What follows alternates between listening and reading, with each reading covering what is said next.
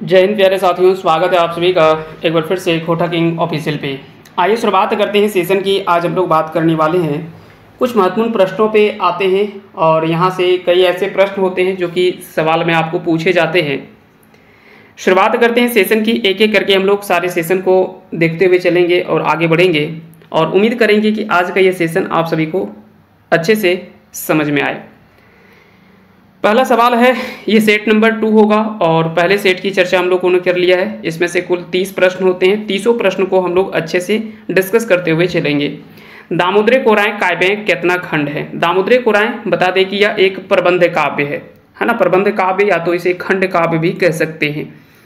इस प्रबंध काव्य को लिखा किसने है? तो शिवनाथ परमाणिक के द्वारा लिखा गया है। कई ऐसे खंड काव्य है जिनको आपको जरूर याद रखना चाहिए, चाहे वो शिव सागर राजा दलित सिंह की हो, मेघदूत, रामकथामृत और समाधान ये पानुरी जी की हो, सामाजिक सरजूत निशन ये ए.के. झा जी की हो, दामोदरी कोराएं शिवनाथ परमाणिक की हो, डिंडा डवानी बंसीलाल बंसी के द्वारा लिखा गया एक खंड काव्य है, मारा फारी जिसको जनार्दन गोस्वामी ने लिखा है, एक शूलक साय खंड काव्य बहुत बार पूछा जाता है जो कि विश्वनाथ नागर के द्वारा लिखा गया है, एक खंड काव्य है भीष्मिक सत जिसको फूलचंद महतो ने लिखा है, और एक सवाल कुछ ही दिन पिछले सेट में शायद हम लोगों ने चर्चा किया था कि बिरसा भगवान प्रबंध काव्य केकर लिखल लागे, तो धनपत महतो गणपति के द्वारा लिखा गया है।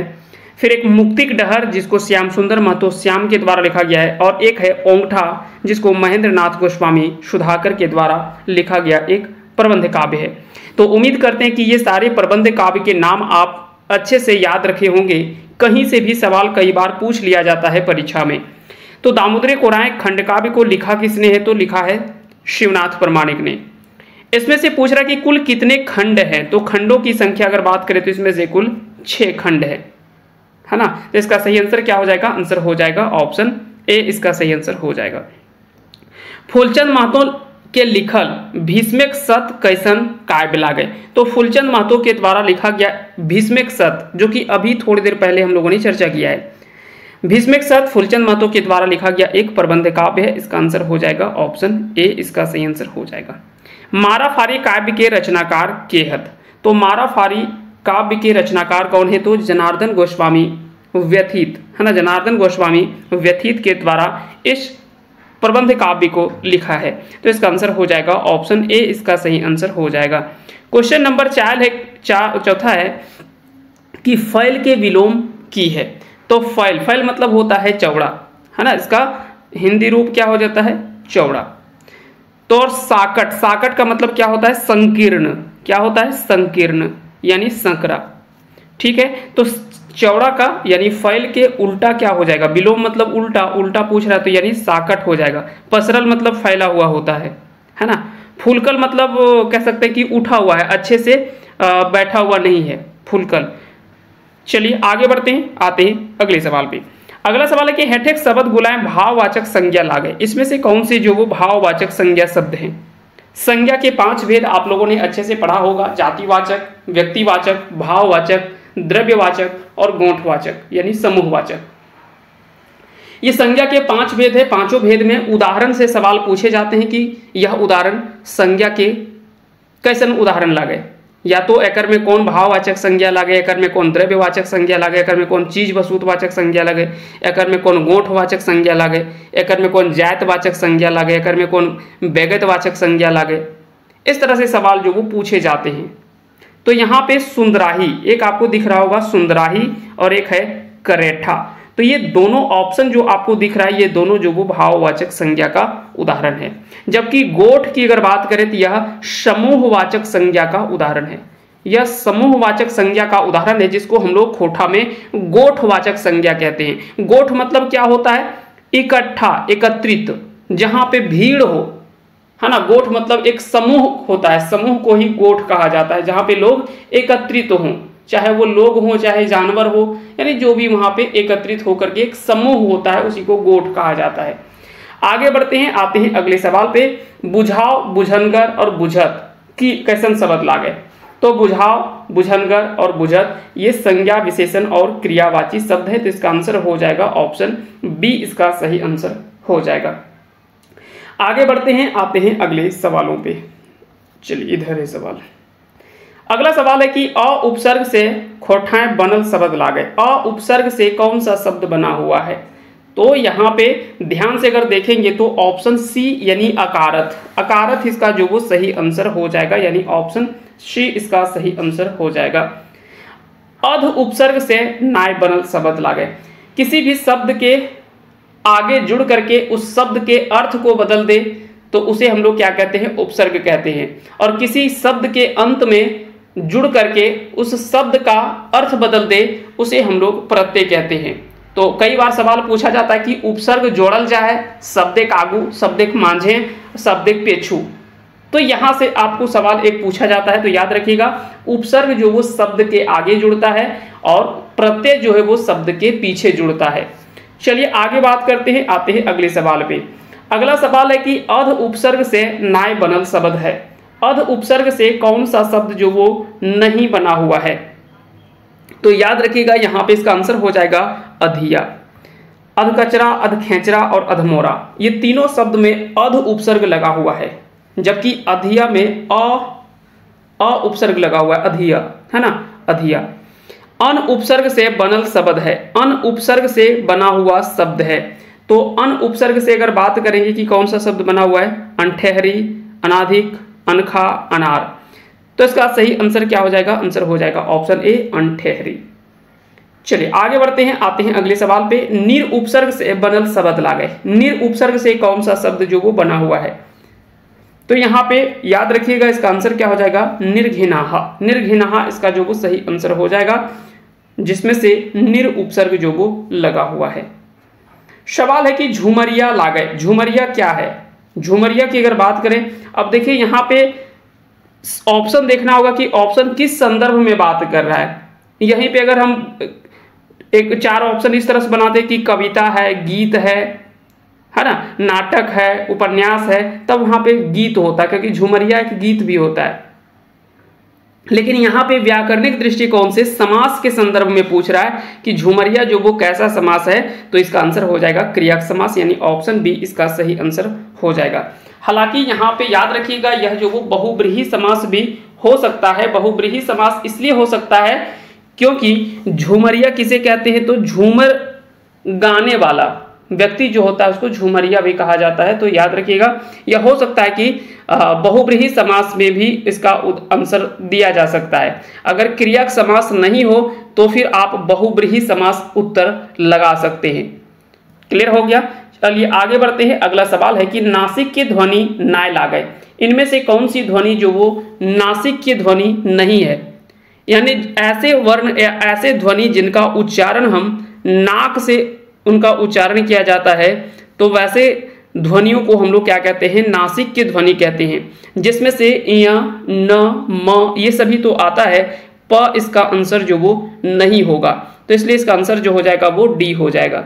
अगला सवाल है कि कंठ तालव्य लागे। कंठ तालव्य जो वो कौन सी ध्वनि इनमें से या कौन सा वर्ण जो है वो कंठ तालव्य है? अब देखिए यहाँ से सवाल क्या पूछा जाता है। सवाल ये पूछा जाता है कि इनमें से किन वर्णों का उच्चारण कंठ और तालव्य दोनों के सहयोग से किया जाता है। तो आपको पता होगा कि क, ख, ग, घ ये सभी वर्णों का उच्चारण होता है वो कंठ से होता है। अ, आ और क वर्ग के सभी वर्णों का उच्चारण जो होता है वो कंठ से होता है, ये आपको पता है। जबकि अगर बात करेंगे कि ह्रस्व ई, दीर्घ ई, उसके बाद में च वर्ग के जितने भी वर्ण हैं इनका उच्चारण तालव्य से होता है। और आपको पता होगा अ और ई ये दोनों को जोड़ दिया जाए तब क्या बनता है? अ और ई दोनों को जोड़ करके बनता है ए। क्लियर हो गया? तो यहाँ पे याद रखिएगा कंठ में आता है उच्चारण, अ का उच्चारण कंठ से होता है और ई का उच्चारण तालव्य से होता है, और दोनों को अ और ई मिल करके ए बनता है। इसीलिए ए का उच्चारण जो होगा वो कहाँ से होगा? कंठ तालव्य से होगा। समझ में आ गया होगा, उम्मीद करते हैं कि इसका उच्चारण जो होता है वो कहाँ से होता है? कंठ तालव्य से होता है। तो कई बार यह कंसेप्ट से सवाल पूछा जाता है और हम लोग रटाया हुआ हम लोग पढ़ने लगते हैं कि इसमें ए था, उसमें व था, क्या होगा पता नहीं। तो हमको रटने की आवश्यकता है ही नहीं। आप केवल बेसिक से एक बार आप पढ़ लीजिएगा अच्छे से, तो आपको कभी भी रटने की आवश्यकता है ही नहीं। ठीक उसी प्रकार से और भी आता है कंठोष्ठ, यानी कंठ और ओष्ठ के मदद से वर्णों का, कुछ वर्ण ऐसे हैं जिनका उच्चारण कंठ और ओष्ठ से होता है, उसको कंठोष्ठ कहा जाता है। तो यहां से भी सवाल पूछा जाता है। चलिए आगे बढ़ते हैं, आते हैं हम लोग अगले सवालों पे। अगला सवाल है कि अपूर्ण भूत लागय, इनमें से कौन सा उदाहरण जो वो अपूर्ण भूत का उदाहरण है? तो हम पढ़ रहल हली, तो देखिए ये भूतकाल की बात कर रहा है, लेकिन ये पूरा नहीं हुआ था, ये अपूर्ण था, तो ये तो ऑप्शन सही है। दूसरा है औखिन पढ़ रहल हलथिन, कि वो सब पढ़ रहे थे, बात कर रहा है ये भी भूत का ही, लेकिन कंप्लीट हुआ या नहीं, कि पढ़ने के लिए छोड़ा या नहीं, ये कंफर्म नहीं पता है। तो याद रखिएगा इसका आंसर क्या हो जाएगा, दोनों हो जाएगा, ए और बी इसका दोनों इसका सही आंसर हो जाएगा, है ना। तो अपूर्ण भूत में इसका दोनों उत्तर सही हो जाएगा। अगला सवाल है कि मात्रावाचक क्रिया विशेषण नाय है, इनमें से कौन सा जो वो मात्रावाचक क्रिया विशेषण नहीं है? मात्रावाचक क्रिया विशेषण क्या हो गया, यानी ऐसे विशेषण जो मात्रात्मक रूप में बता रहा हो, है ना। विशेषण के 4 भेद आपने पढ़ा होगा, है ना, 4 भेद आप लोगों ने पढ़ा होगा। तो यहाँ पे रीति बतवैया क्रिया विशेषण आपने पढ़ा होगा, और भी क्रिया विशेषण के 4 भेद आपने पढ़ा है। तो यहाँ पे मात्रा के आधार पे क्या है कि अधिके, एतनासुन और बेसिए, ये तीनों तो मात्रात्मक रूप में बता रहा है, लेकिन ई तरी क्या है, यह जो वो मात्रावाचक क्रिया विशेषण नहीं है। तो क्या है, ये रीतिवाचक क्रिया विशेषण का उदाहरण है। किसका उदाहरण है? रीतिवाचक क्रिया विशेषण का उदाहरण है। जैसे कि हम लोगों ने कहा था ना कि क्रिया विशेषण को अगर पहचानना है तो आपको 4 चीज याद होना चाहिए, कब, कैसे, कितना, है ना, इस प्रकार से, और कहां।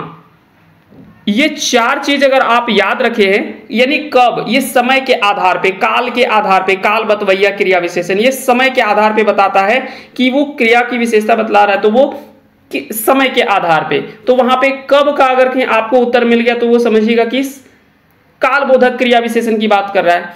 कैसे, वो क्रिया की विशेषता बतला रहा है, तो वो कैसे बता रहा है, कब मतलब कि कैसे हुआ, तो वो रीति बतवैया क्रिया विशेषण होता है। कितना, तो वो मात्रा को बता रहा है, और कहां, यानी ये स्थान का बोध करा रहा है। तो ये 4 चीज अगर आपने याद रखा है तो यहां पे भी आपको रटने की आवश्यकता नहीं है।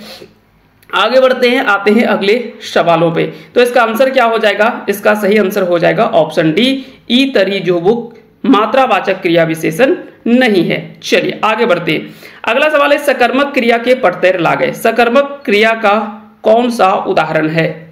प्रत्यय मतलब उदाहरण होता है। ऊ बैसल है, अब बोलेंगे कहां बैसल है, तो जवाब हमें नहीं मिल रहा है। राजा सूतल है, कहां सूतल है, तो यहां पे भी तो कब से हैं, कैसे कब से हैं नहीं पता है, लेकिन बोल रहा है कि मोहन किताब पढ़े है। सवाल तुरंत करेंगे क्या पढ़ रहा है, तो तुरंत जवाब मिल रहा है कि किताब पढ़े है। तो कब, कहां, कैसे, इसका जवाब अगर हमको मिलता है तो वहां से हम सकर्मक क्रिया पहचानने का एक आसान तरीका है। हालांकि ये कई बार गलत भी साबित होता है और हमेशा ये नहीं सही होता है, उतना नहीं, लेकिन फिर भी आप एक बेहतर पहचानने का तरीका 95% जो क्रिया पहचाना जाता है, अकर्मक क्रिया और सकर्मक क्रिया, वो इसी प्रकार से पहचाना जाता है कि आप सवाल करिए कि वो कब, कहां और कैसे हो रहा है वो क्रिया। अगर कहीं उसका जवाब मिल रहा है तो समझ लीजिए कि वो सकर्मक क्रिया है, अगर जवाब नहीं मिल रहा है तो वो अकर्मक क्रिया का उदाहरण होगा। क्लियर हो गया? तो इसका सही आंसर क्या हो जाएगा, आंसर हो जाएगा ऑप्शन डी, मोहन किताब पढ़े है। अगर सवाल करें की पढ़े है तो हमको जवाब मिल रहा है किताब पढ़े है। अगला सवाल है सामाजिक सरजूत निशन काव्य कितना खंड है? सामाजिक सरजूत निशन, अब देखिए पहला तो सवाल ये बनता है कि आखिर में इस खंड काव्य को लिखा किसने है। कितना खंड है ये तो बाद में पढ़ेंगे, लेकिन पहले ये तो पता चल जाए कि इस खंड काव्य को लिखा किसने है। तो इस खंड काव्य को लिखा है डॉक्टर ए.के. झा जी ने। ठीक है, डॉक्टर ए.के. झा जी के द्वारा इस खंड काव्य को लिखा गया है और इस खंड काव्य में 7 खंड है। इसका आंसर क्या हो जाएगा? आंसर हो जाएगा ऑप्शन ए इसका सही आंसर हो जाएगा। अगले सवाल पे आते हैं। अगला सवाल है आबगा शब्दिक माने हवो है। आबगा का मतलब होता है ताजा, शुद्ध, है ना, ताजा या तो फिर शुद्ध होता है। तो इसका आंसर हो जाएगा ऑप्शन बी। रा प्रत्यय से बनल शब्द नाय है। तो रा शब्द से बनल प्रत्यय नहीं कौन नहीं है? तो यहाँ पे इसका जो आंसर हो जाएगा वो हो जाएगा तीनों। इसका आंसर क्या हो जाएगा? आंसर हो जाएगा ऑप्शन डी। उसी प्रकार से अगला सवाल है कि कुन प्रत्यय से बनल शब्द है। कुन प्रत्यय से बना हुआ शब्द है। कटी कुन, जरी कुन, सभे कुन, ये सभी सही है। तो इसका आंसर भी हो जाएगा ऑप्शन डी इसका राइट आंसर हो जाएगा। चलिए आगे बढ़ते हैं, आते हैं हम लोग अगले सवालों पे। अगला सवाल है क्वेश्चन नंबर 21। इसमें से कहता है कि कौन सा गलत मेल है, यानी कौन सा गलत मिलान इसमें से दे रखा है। कलवा जो वो दोपहर का भोजन है, कलवा बोलेंगे हाँ ये दोपहर का भोजन है। बासी सुबह का नाश्ता है, बोलते हैं नहीं सुबह का नाश्ता तो नहीं, सुबह का नाश्ता को जलपान कहा जाता है ना, सुबह के नाश्ता को जलपान कहा जाता है। जबकि बासी का अर्थ होता है जो पहले से बना हुआ भोजन होता है उसको बासी कहा जाता है ना। तो जो पहले से बना हुआ है उस भोजन को क्या कहा जाता है? बासी कहा जाता है। क्लियर हो गया? आगे हम लोग बात करते हैं बियारी। तो बियारी का बात करें तो ये रात का भोजन है। बियारी क्या है? ये रात का भोजन है। और ओठगन की अगर बात करें तो ये रात के तीसरे पहर का भोजन है। ये अलग अलग समय पर किया जाने वाला भोजन का नाम है जो कि खोटा भाषा में इस प्रकार से इसका प्रयोग किया जाता है। तो बी जो वो गलत दे रखा है, बाकी के सारे ऑप्शन सही हैं। अगला सवाल है कि कौन लुगा नाय लागे। इनमें से कौन सा एक वस्त्र नहीं है? तो झूला, झूला मतलब होता है फ्रॉक, है ना। गाती, गाती देखते होंगे बचपन में आपने कई बार गमछा या तो कह सकते हैं कि चादर वगैरह का माथे से लगा करके गर्दन में आप पीछे बांध देते थे, उसको गाती कहा जाता था। तो ये तो सही है। और झिमली फ्रॉक को ही कहा जाता है। तो ये तीनों तो सही है। ऑप्शन डी जो वो गलत है, क्योंकि बाला क्या है? तो बाला एक आभूषण का नाम है। तो इसका आंसर हो जाएगा ऑप्शन डी। अगला सवाल है कि कौन आभूषण नाय लागे। इसमें से कौन सा एक आभूषण नहीं है? तो नकबेसर, बिछिया और बैरा, ये तीन तो आभूषण का नाम है। जबकि लूल्हा उसे कहा जाता है जिसका हाथ कह सकते हैं कि कटा हुआ है, उसको लूल्हा कहा जाता है। या उंगली जिसका नहीं होता है उसको लूल्हा कहा जाता है। अगला सवाल है कि भदरिया लागे। भदरिया क्या है? तो भदरिया आप सभी को पता है कि एक लोकगीत है। इसका आंसर जो हो जाएगा वो ऑप्शन सी इसका सही आंसर हो जाएगा। अगला सवाल है कि गाते का नाम नाय लागे। गाते का मतलब शरीर। इनमें से कौन सा शरीर का एक नाम नहीं है? तो ढीढ़ा, मगज, टेटुआ या टटका। तो ढीढ़ा देखिए किसे कहते हैं? तो पेट के नीचे का भाग जो होता है उसको ढीढ़ा कहा जाता है। मगज मतलब होता है मस्तिष्क। और टेटुआ नहीं बोलते कि टेटुआ दबा दो, तो गर्दन के समय पास होता है, उसको टेटुआ कहा जाता है। जबकि टटका का अर्थ क्या होता है? टटका का अर्थ होता है ताजा, है ना, ताजा ऐसे कहा जाता है। तो इस प्रकार से इसका आंसर जो गलत है वो डी है ना। यह शरीर का नाम नहीं है, टटका मतलब ताजा होता है। अगला सवाल है कि कौन गलत अर्थ है? कौन सा गलत अर्थ है? फेंकबो मतलब फेंकेंगे, डंडेतला मतलब खड़ा रहते, छांटलक मतलब चूना, इसका अर्थ क्या हो जाएगा? चूना हो जाएगा, बांधते न चुनना। चिपौतलो यानी दबाना। तो ये तो तीनों ऑप्शन सही हैं, लेकिन ऑप्शन सी जो वो गलत दे रखा है, क्योंकि छांटलक का अर्थ होता है चुनना। क्लियर हो गया? तो इसका आंसर क्या हो जाएगा? आंसर हो जाएगा ऑप्शन सी। अगला सवाल है कि कौन गाछ नाय लागे। इसमें से कौन सा एक वृक्ष नहीं है? सखुआ का ये वृक्ष है, डूमर का एक वृक्ष है और ढेला भी एक वृक्ष का ही नाम है। बेंची इसका गलत दे रखा है, तो ऑप्शन सी इसका सही आंसर हो जाएगा। अगले सवाल पे आते हैं। बिन बियाय भेड़ के की कहल जाए। तो बिन बियाय भेड़ के ओढ़ायर कहल जाए। की कहल जाए? ओढ़ायर। फेटाइन किसे कहा जाता है? तो फेटाइन कहा जाता है बाछी को। किसे कहा जाता है? बाछी को फेटाइन कहा जाता है। क्लियर हो गया? चलिए आगे बढ़ते हैं, आते हैं हम लोग अगले सवालों पे। कौन सुमेल नाय है, यानी इनमें से कौन सा सही सुमेलित नहीं है? तो पहाड़ को, जोरिया छोटी नदी को कहा जाता है। घट्ठा एक औषधि है, बोलेंगे नहीं, घट्ठा एक व्यंजन है ना।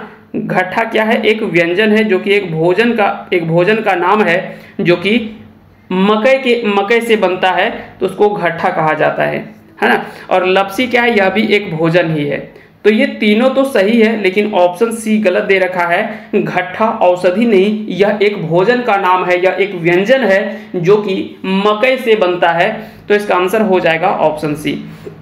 अगला सवाल है कि जानवर ना लागे, इसमें से कौन सा एक जानवर नहीं है? तो कटरू, फेचा और पेरावा। तो इसका आंसर क्या हो जाएगा? आंसर हो जाएगा ऑप्शन डी, इसका सही आंसर हो जाएगा। तो उम्मीद करते हैं कि आज का ये पूरे सेशन को आपने अच्छे से सीखा होगा, समझा होगा। आपसे एक सवाल हम करते हैं, इसका आंसर आपको कमेंट बॉक्स में हमें जरूर लिखिएगा, इसका सही आंसर क्या होगा। बताना है आपको कि कुसमी कहानी है ना, कुसमी एक रचना का नाम है, इसके रचनाकार कौन है ये आपको कमेंट बॉक्स में हमें जरूर बताना है। और उम्मीद करते हैं कि आप इसका आंसर हमें जरूर लिखेंगे। और साथ ही साथ में एक और सवाल आपसे पूछा जा रहा है कि ये डहरेक दावेदार, एक उपन्यास है डहरेक दावेदार, उसका लेखक कौन है ये भी आपको बताना है। डहरेक दावेदार और एक कुसमी, ये दो रचना का नाम है, ये दोनों रचनाओं का नाम आपको बताना है कमेंट बॉक्स में। और उम्मीद करते हैं कि आपको ये सेशन आज का अच्छा लगा होगा। अगर अच्छा लगा होगा तो इस वीडियो को लाइक करिएगा, साथ ही साथ चैनल को अगर आपने सब्सक्राइब नहीं किया तो चैनल को सब्सक्राइब जरूर कर लीजिएगा। खोटा से जुड़े हुए अन्य कई सारे सेशन आपको इस प्लेटफॉर्म पे आपको मिलता रहेगा। मिलते हैं, फिलहाल के लिए इतना ही, मिलते हैं अगले सेशन में। तब तक के लिए आप सभी को बहुत बहुत धन्यवाद।